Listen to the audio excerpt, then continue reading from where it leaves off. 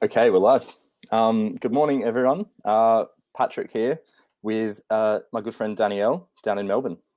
G'day, guys. I'm Uh, excited for today's session. yeah, it's going to be a good one. It's going to be a good one.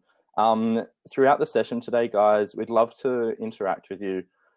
There are a couple of ways you can do that. On the side here, on the right-hand side, we've got a bit of a chat window. So if you have ideas you want to throw out there, that's a good place. But if you have got questions as you go, we'd recommend actually using the Ask a Question button just next to that chat window, just because there you can ask questions, other people can see them and actually upvote them, and then we can go back at the end and actually respond to those questions nice and cleanly, much nicer than working with that sidebar there where it can get a little bit hectic and a little bit messy.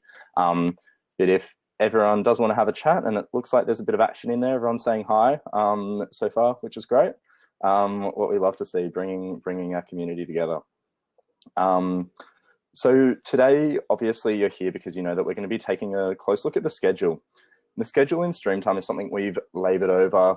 It's been around for a little while now, and we're constantly making improvements to it and working with the schedule. And there are quite a few things in there that we can kind of dive into and take a look at just to ensure you guys know really what's going on in all the different areas of the schedule and using the schedule in the best way possible based on what you guys want to see. So perhaps without further ado, let's jump in. I'm going to refocus my screen here. It might be a good time to mention as well that the schedule is available to people who are using Streamtime on our premium plan, which means that you've got full availability to this view. Anybody who's just testing Streamtime out as well within your first week or so, you're likely on our free plan as well, which means that you should also have access to the schedule with a limit of 5 jobs. So if you're not familiar with this area or you can't seem to access it, you probably need to upgrade your plan, and we're happy to talk people through that afterwards. Just use the help button in your menu to get in touch. Exactly. Exactly, 5 active jobs and then up to 50 archived jobs, but we'll just be able to use those 5 active in the schedule. So because there is a bit going on in the schedule, what might be good is to just go through quickly a few different areas, a few different ways we can look at the schedule, just so you guys become nice and acquainted with that early before we really start jumping about and dive in deeper. It's quite in line with other areas in Streamtime. So there's a lot of flexibility around what you can do and how you can set it up to work for you. People that are familiar with it have probably set it up to work for them as best as possible. But yeah, show us through the first few views, Patty. Awesome. So we've just jumped into the schedule here. And I mean, the first thing you'll notice right at the top is that we have a to-do and a jobs option. We're starting here in the jobs area. So what this is really allowing us to see is all of our jobs and how they're currently tracking, or at least the dates aligned with these jobs. And we're currently looking at this by job name. So as we scroll down here, we're seeing plenty of dates and our jobs are just appearing in alphabetical order. Now down here, I've clicked one of these open and we can see the items broken down to the team members there. It's a really good visual view of your jobs list. That's one way that I used to explain it when I was showing people through the schedule to begin with. So as you would all know, you've got your jobs list that shows all of the jobs in Streamtime and you can reorder and sort that how you'd like. But if you're wanting to see a visual view of those jobs, this view is really handy. So we've got the jobs, their dates, and then you just click into them to see the items, which are tasks that need to happen and the appropriate dates associated with those. And then we can drill in further, see who's working on them and what they've done so far. So it's up to you as to how much level you need to see. This jobs list, I have seen lots of different companies using during their whip meetings, because the idea is that you can update this view as you're having a meeting with your team on Monday. So, whoops, we totally forgot that Kat is going to be away for the week. Let's update her tasks if we need to. Exactly. Sounds like there's something happening in the background over there. Someone's not feeling too well this morning. Sorry. I'm in a public space. And somebody seems to be having a bit of chest troubles. Excuse me, my microphone. Oh, no, that's all good. That's all good. We hope I hope they're feeling better soon. You're absolutely right. We have the ability to search this list here as well using this filter, this bar at the top. We're able to include completed jobs. So by default, we'll be really looking at the jobs that are currently in play, which is why we're seeing so much green here as well. But thinking about this as a jobs list is really nice. And we could actually even decide to reorder this list by due date based on when things are really coming up. And we can see this nicely here. We've got that hierarchy. I think it works well as a priority when you're sorting by due date as well. Yeah. So it kind of gives you, again, visually, which we know a lot of Streamtime users are being creative people generally need to see things. You know, a list of jobs isn't as visible. You don't really see what you need to be focusing on. But right now we can see what's overdue. And that can be the first things that we want to be looking at. Exactly. And of course, because these jobs are still in play, the fact that we're able to scoot back and see, well, when were these things really due? What's still going on there? I'm just going to put it in there and say, isn't there a way that you can click on those green bars and it will jump you back to the date that you're looking at? The date that we're looking at? Yeah, so when we were scrolling back just then, isn't there a way for you to click on the green bar at the very top of the job and it'll take you to the date that we're expecting to see? So I've just clicked on starts on there we go. 4 here, and I can jump forward and do this here. But if I do go back and jump back to July, for example, because I want to see when something was due, I can always return to today by just clicking on the calendar at the top there and jumping back to show this week, as we see at the bottom there. Just helps with that quick navigation, means you don't have to, clicked on the wrong button there. You don't have to waste too much time scrolling back and forth and getting lost there. Those little clicks help you find the right date really quickly. So feedback from people watching this saying that the quality is not that crash hot. It will be recorded and we may redo this session in a week or two in better quality. So if it's too hard for you guys to keep up today with all of these extra sounds, then we will be redoing it again in a couple of weeks, in case you wanted to put it aside for then. Okay, cool. Thanks for that, Danielle. The quality seems all right for me, but if it is becoming troublesome, as Danielle said, we'll record this one and aim to redo it again in a couple of weeks' time for those of you who are having trouble following there. So the next one the next way we might look at the schedule is just by grouping this one by team member. Now, what this will allow us to do is see all of the team members in our studio and get a quick overview on their capacity for the week. Look how booked up people are. If we've actually overbooked a couple of people, looks like Thor here has got 45 minutes overbooked on Friday and Monday coming up. We can take a look at that, open up and see what are the actual items that Thor is currently working on that are in play, and perhaps even shuffle these around for him too. He's still got a bit busy there, so perhaps we actually just want to reduce the time he's going to be spending on that one just to fill him up for the day so we're not overworking him. I find that a better view of actually seeing what your team are working on would be via the team to do view. So if you want to show us through that one, Patty, that gives people a more familiar view of what their team's doing. Because what it is it's the to-do screens for each person in your team visualized in front of you, absolutely everybody. By default, the date range is the 2 weeks, and we can scroll along to see more info. You can actually zoom your screen out if you'd like, and you'll actually be able to see more time, which can be handy. Can be a little bit of a information overload for some. That's why we've defaulted as the fortnight. But this should be a fairly familiar view for anybody who's used Streamtime before, because your to-do screen's generally the hub of where you spend a lot of your time. What we can see here as well is those same availabilities at a glance. So we're seeing when people are fully booked, and we're able to see when they're overbooked or what their availabilities are as well. And thanks, Dean, for pointing out that it is the command plus and the command minus buttons that will zoom your screens in or out. It's really a browser thing. I love that hint. I think it's really, really handy. You can use it in the other view as well, the jobs view, if you're wanting to see a full overview of an entire project. Absolutely. And there's even a trick in there using that zoom out and then searching for a particular job in the jobs view. We can look at how this might work in a bit to show a client a quick overview of the deadlines of what you're currently planning on doing on that job. Yeah. All of those real milestones and important things that you need to show them based on when they're due and where the job's currently at. Yeah. Now, Patty, we did get a question earlier in relation to filtering jobs. I know you just touched on it, and I thought I might just yell out now. Magda asked, is there any way to filter jobs in the schedule by labels? So if we can go back to that jobs list, you just mentioned that it's easy to search for a job and show a client via a screen grab what that job looks like.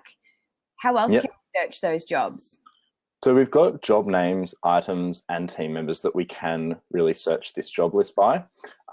Labels isn't an option around here, but that's an interesting one. And is it something that we are going to be working on?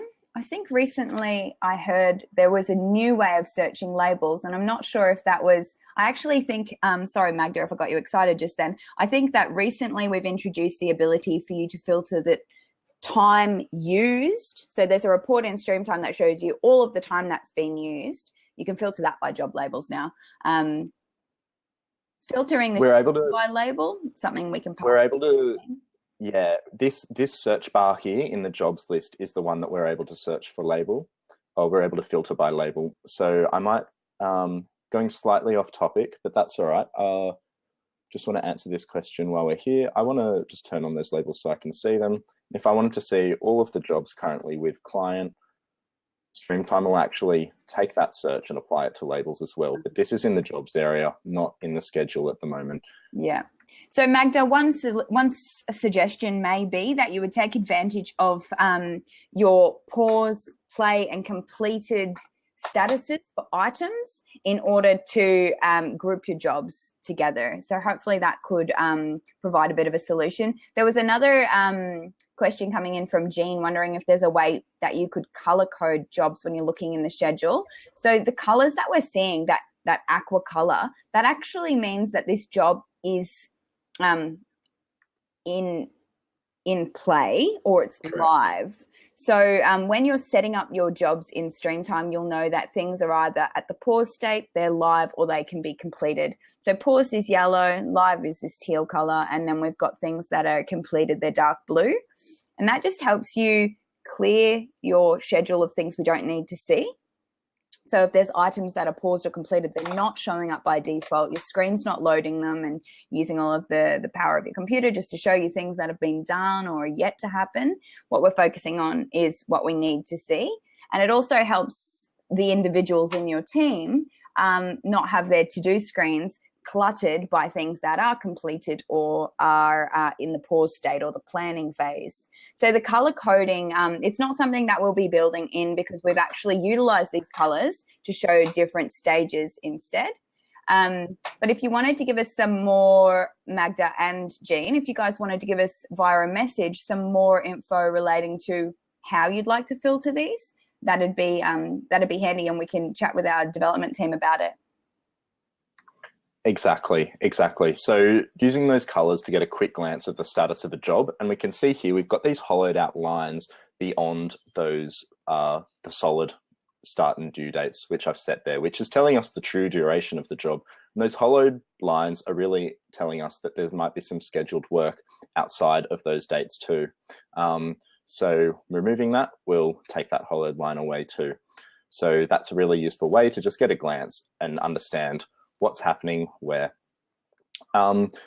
Moving on a little bit, we built this schedule with keeping in mind that teams work really flexibly these days, or teams need to work flexibly. Changes happen all the time on jobs, whether they're quick revisions, whether they're new deadlines, for example. We can use the schedule here to just click and make any updates like this. When it comes to scheduling time, it's as simple as just clicking into our grid, dragging across multiple days to assign work for the rest of the week, perhaps in this case for Andy, and then pulling up here to assign more hours for those days. I can then click into the task, leave a quick note. Hey, Andy, might need this done next week. What that's going to do is create a few tasks over next week for Andy. So I could actually head into Andy's to-do list. I might use the to-do area of the schedule to show this. I might add Andy to our filter here.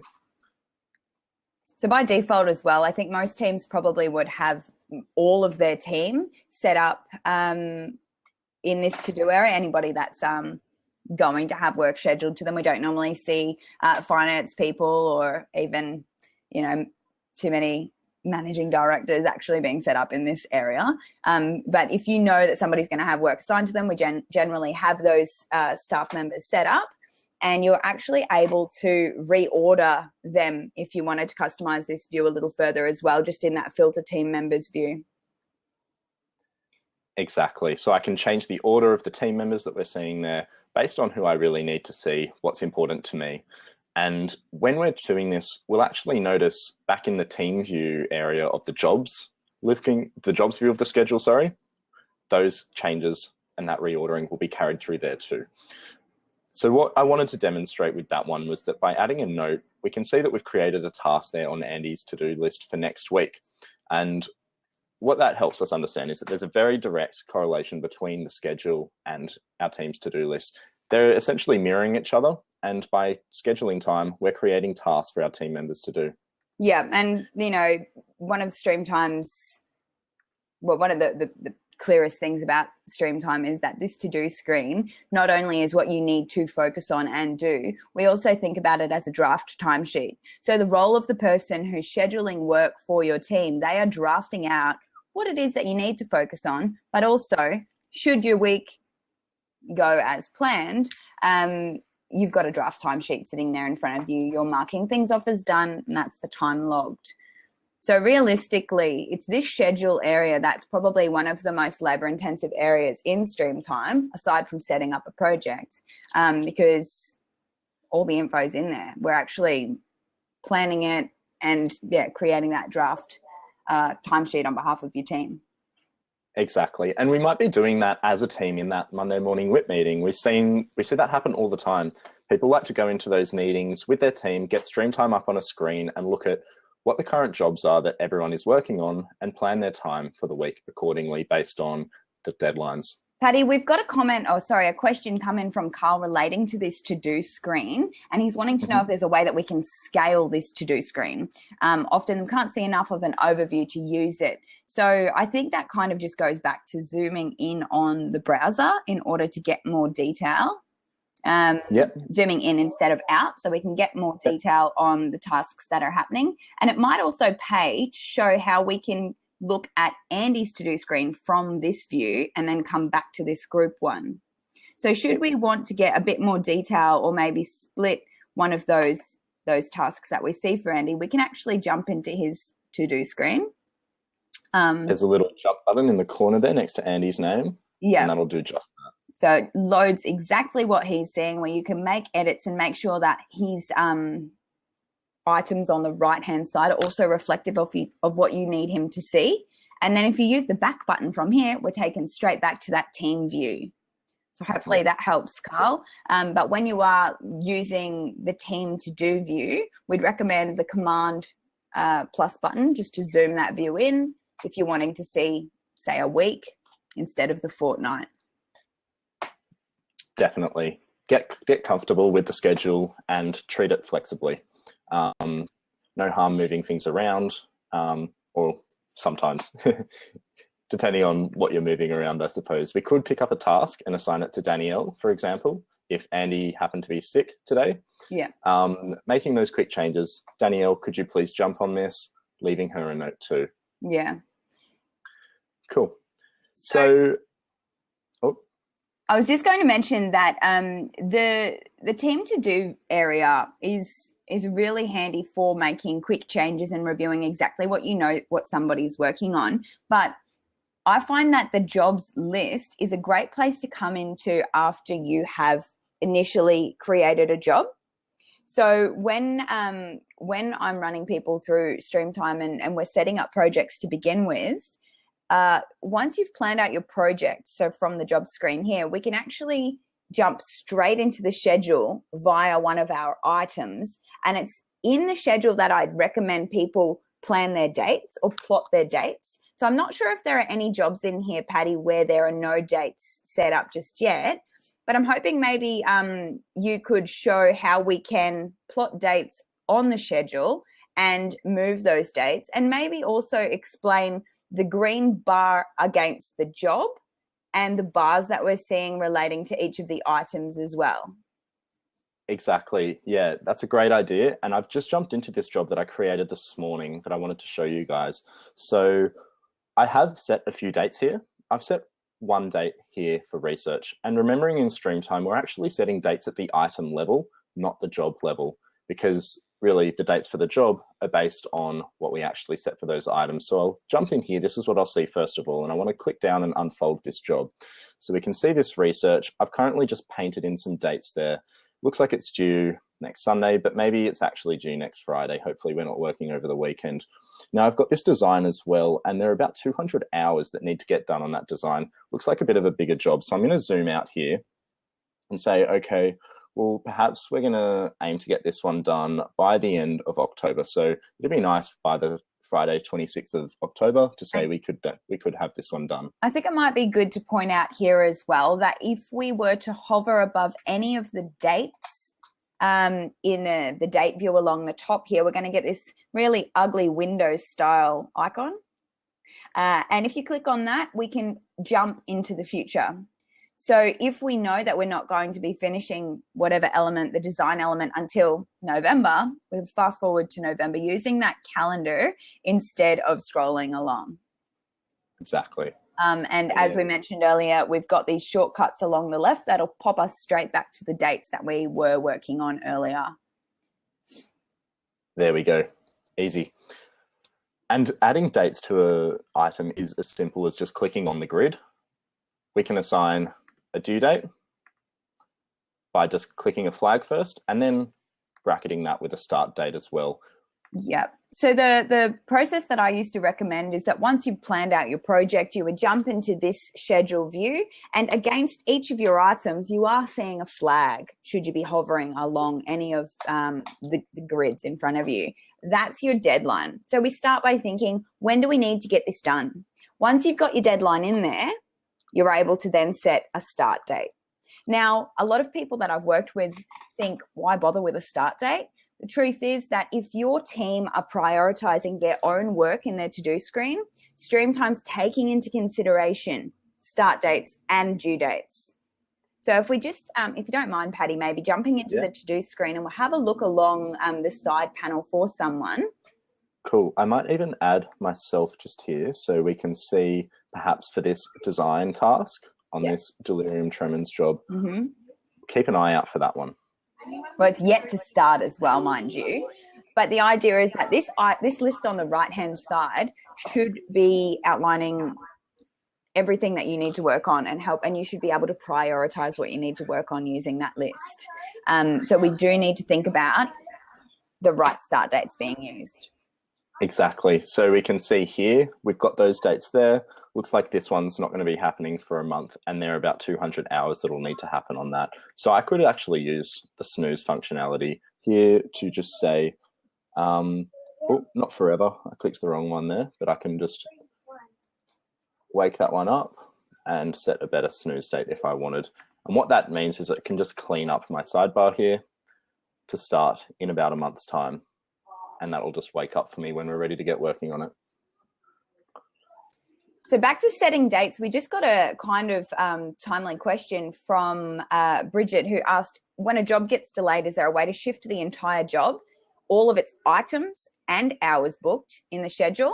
Or does it need to happen item by item? So when we're having a look at these different dates and the way that we're plotting them so far in our schedule, if we check out the design dates, Patty's actually able, or even using the research example, that bar can move. We can pick it up and move it. So we can move the start date forward a few dates, and that will also move the end date. Or we can just move the deadline, and that will just move that.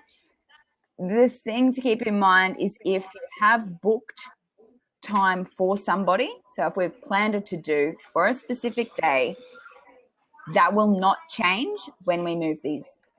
So Bridget, if the job does get delayed, what we'd probably recommend that you do is put the item straight into pause, meaning it's going to be removed from everybody's to-do list if it had been planned. And then from there, change your dates or just remove your dates. So those items are still going to be on the job. We're still going to be able to see them if we need to in our schedule by showing paused items. But there isn't a way for you to move everything forward by a week or a day. And I think that's because of the knock-on effect that's going to be happening should you go moving jobs around and pushing 20 hours from this week into next. There's a bit of a knock-on effect related there. It's a problem we'd love to solve in the future, and we're always thinking about different ways that we can make those changes possible. But at the moment, the best solution, if a job does get delayed, is probably just to pause the items to make sure they're not showing up for people and removing or editing the dates. Exactly. And also worth just keeping in mind that Paddy might have created this 2.5-hour task over these 2 days that he knows he needs to get done, or it's something that he would have liked to do on those particular days because that works for him. So we might actually know that the dates are changing for this, but it might still be really important for Paddy to do these on these 2 dates as well. Now, we might have a conversation with Paddy and decide to move those dates as well, or those tasks, sorry, to a later date, and we can easily just pick those up and scroll them along the schedule there too for them as well. And while we're talking about paused dates, what might be a good conversation to have or just touch on is how you can use this paused state to kind of forecast the availability and capacity of your team. So what we can see down the bottom is our team availability from this date, this particular date range. We can see under that each of our team members and a little bar based, which is actually showing us their capacity. Now, if you hover over that, you'll see we get a bit more information about what's actually going on here. You can see how many work hours they have, which is, well, in this date range, how much time does Paddy really have to work? To do, including personal to-dos, is telling us how much of that work is currently scheduled. So what's the remaining availability? Now, under that, we see we have a paused number as well. So what we can use that paused figure to tell us is actually gauge the potential capacity of this person in, let's say, a month's time. Maybe you know that you currently got a project that's going to take you through to the end of October, and perhaps a client has just come asking for another massive piece of work that they want to happen around the same time. You can really use Streamtime to set these dates, checking availability. So let's say, okay, well, in this particular week in October, will Paddy have enough work to maybe take on another 10 hours of work? So what I could do is jump forward and say, okay, well, let's change this range from the 15th of October. Maybe we just want to narrow that one down to show ending a week of Friday the 19th.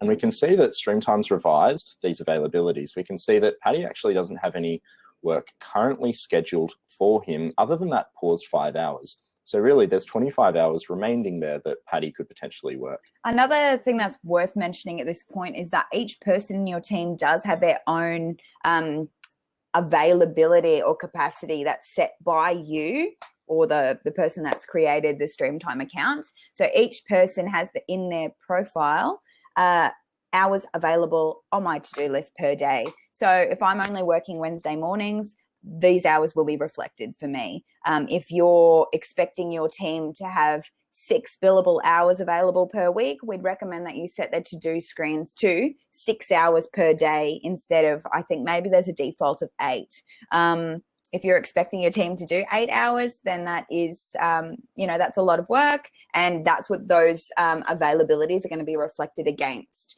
So if you've got access into the profile and settings area, each person in your team, you'll be able to set their availabilities in there. It is just coming past 11 o'clock, and we've got another question that we might want to touch on, if that's all right, Paddy. Yeah. Carl's asked about, he's mentioned that his team may, as an animator, have a large list of tasks in their to-do screen that just say animation. And I think it might be handy to show that when we're booking out the work for individuals, we are able to change the name of the to-do and it won't go ahead and affect what we've planned on our project. So hopefully this might be able to give you might give some clarity to your team, Kyle. The idea is that we have got new designs and concepts as the item we've planned on this job. And if we don't want our team to constantly see new designs and concepts, we can actually, as we're booking the work in, give a note or rename the to-do. So instead of design or concepts, it might be research competitors and come up with color scheme, or whatever the actual specific task for that day could be. You've mentioned that the reason your team may be having some issues seeing animation is because they're missing out on seeing that job name. So you might want to give just a short code for the job if you'd like that to be the priority for what they can see, or even change the item name when you are planning it to what that job's name may be. Definitely. And a nice trick here I often suggest to teams is that just under the name design there, you can actually see the description that we might have included on the job plan when we set it up. There's an additional information field where you can contain some important steps or just things that might need to get done on this particular item. You could actually use that as a little bit of a list of the different tasks within this. And let's say new designs and concepts is more pertaining to this particular task. And this is actually what I want this person to work on today. So I could just highlighted that one there, done a quick copy, and I can just paste it in there. And what that is telling my team member is, it's not liking that one. I might try creating that task again. Maybe, Patty, you're too new. Maybe I'm too new.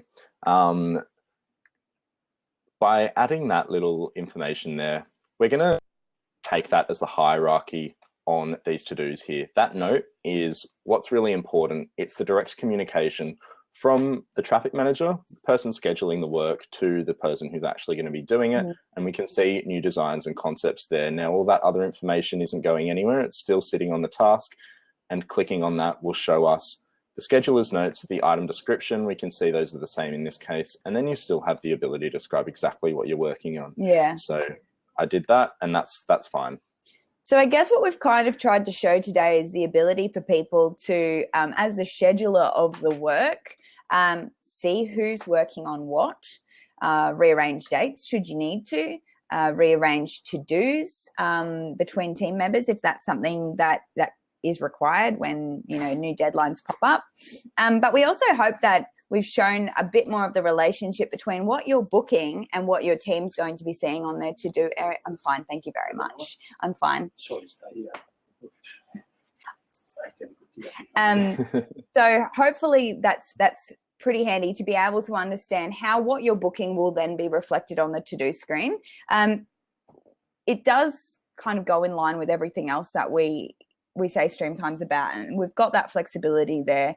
Hopefully it's a little bit more customizable for you guys to figure out how you and your team want to work and how it's going to work for you. Absolutely. I just wanted to show you guys one last thing before we go. We've already gone a little bit over time, so I don't want to hold you for too much longer. You've probably got a bit of work to get back to, but we're about to release a new update to Streamtime, and there are a couple of exciting changes in the schedule that would be great to give you guys a quick snapshot at. I'm just going to shut off that screen and open up a new tab to take a look at. Now, I'm just going to jump to the schedule here. So this is some changes that will be coming in the next few days. So what we've been looking at so far is jobs that we've created already and what they look like on the schedule. But what's coming really soon is the ability to create a new job directly on the schedule itself. Now, you might be here, you might even want to gauge, perhaps this is a prospective job and you want to be able to, do that soft scheduling and plan ahead. Let's just say, soft schedule for Streamtime. We can just create and get planning on this job. Now you'll notice when we do that, we also have the ability to add a new item. So let's say maybe there's going to be some artwork we need to do here. We can just add that item straight to the job on the go. And at the moment, we've got no team members assigned. So we could either pick up someone like Danielle, drop her right onto that new job, or perhaps we've got a new team member. We could actually add them directly from the schedule too. So getting you into work as quickly and seamlessly as possible is something we're really interested in doing. And these little updates, we think will go a long way in helping you get there, just reducing the friction from you getting on and actually getting the work done. Now, that might be in pause still, but we still want to be able to see if Danielle has 2.5 hours or maybe 12.5 hours every day next week to do that. And just by clicking on Danielle, I could actually say, well, we need her to do 15 hours next week. Is this possible? I've currently planned out 12.5 based on her availability. That looks good. Now I might jump back into the job here and setting it up properly, creating that quote and sending it off. I think really that's easy. really, Nice I think clear. that is really handy for our users, because as we mentioned earlier, a lot of people just require a more visual view of what's going on. So the ability to actually create a job here and plot the dates out might just bring it all together a little easier. We did get a comment from Phil, well, a question actually asking if this is going to be possible in the to-do view. I think you can actually create brand new jobs already in the to-do view, Phil. The idea though is that when you're planning a new job and setting up a to-do for somebody to work on, we're actually not creating the item or planning it. So if you've got access to the schedule now, jump on into your to-do screen, team to-do view, or even your own to-do view here. You're able to actually create a brand new job here. So create a brand new job, and then you can set up or plan what it is you'll be working on. What we're doing by introducing the ability to create the new job in the jobs screen is we're giving you the ability to plan it out correctly. So it'll kind of give you planned time instead of just what has happened once that's been logged. Certainly, there's a little distinction there. And really, when we're adding that job from the to-do screen, the reason we're adding it to the to-do screen is because we need to get in and get that work done, and we need to track that, and we don't want anything to stop us from doing that. So we don't really need to go and set up the job, but what's important is that we're not forgetting to add that task and track that time. So when you do this, we can then, let's just jump back into this job, view it. Obviously, there's no items. It's being treated as unplanned time here on the job. So when you do go and create an item, let's just say that was a bit of design work I was doing. The thing is as well, different companies don't necessarily always need to plan out their time. So that's why we've got that option for you to actually just book out what you know you need to do and have the ability to then work to it. And you don't need to see that comparison of, oh, well, I expected 10 hours for this job and it took me 8. So that's something that I've discovered over years of working with different studios, is that it's not always that important for people to historically see what was originally planned. They might just want to book out, okay, next Thursday I'm spending the whole day writing the copy for this email newsletter that's going out.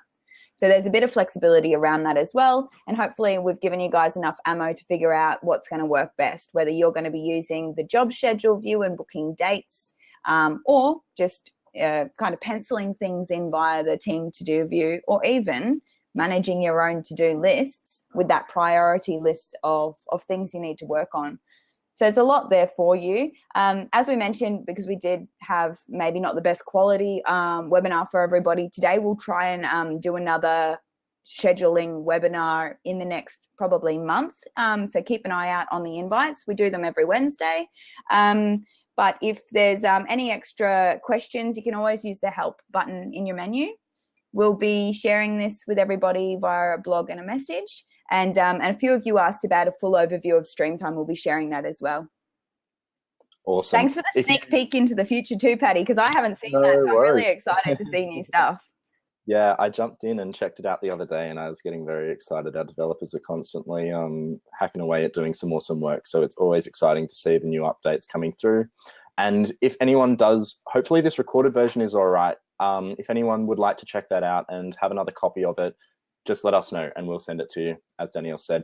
But we won't hold you any longer. Everyone enjoy the rest of your Wednesdays, and we'll see you next week. See you all later. Thanks a lot, Patty. Thanks, everyone. Bye. Bye.